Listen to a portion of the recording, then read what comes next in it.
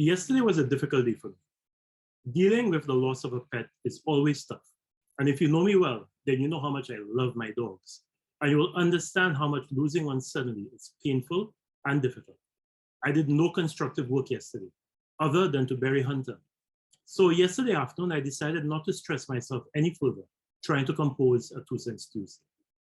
However, late last night and early this morning, two friends separately drew my attention to a post on social media on one of those political discussion sites, which referred to me. The post itself was not factual, at least not where I am concerned, but it caused me to reflect on the state of our country and the psyche of our nation. Last year, 290 people in St. Lucia died of COVID-19. There were 74 homicides and 13 road fatalities. While I do not have the figures for 2021, we were told that in 2020, 1,274 lives were lost to cancer in St. Lucia. Therefore, we can only assume that the figure for 2021 was equally alarmingly high. So far, this year, in 2 months, there have been 63 COVID-19 deaths and 13 homicides. On the 24th of February, 2 days after we celebrated our independence anniversary, Russia launched a full-scale invasion of Ukraine, which has plunged the entire world into crisis mode, with no one knowing how this will work out. In addition to the anxieties about an escalation of the conflict, there are worries about energy security and food security through the further disruption of supply chains.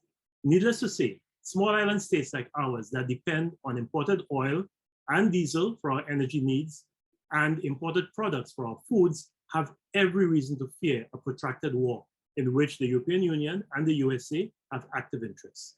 Additionally, there is the lingering concern about what a successful Russian invasion of Ukraine may mean for future China-Taiwan relations. There are several St. Lucian students studying in Taiwan, and any change in the China-Taiwan dynamic will affect us directly. Yesterday, the Intergovernmental Panel on Climate Change put out its 6th assessment report on impacts, adaptation, and vulnerability. And this report sounded an ominous warning, as if more warning was actually needed, that the impacts of climate change will be catastrophic for countries like St. Lucia, unless there is a dramatic change in the way in which the big industrialized countries operate, the same ones that are now involved in this conflict, or at least in one way or the other.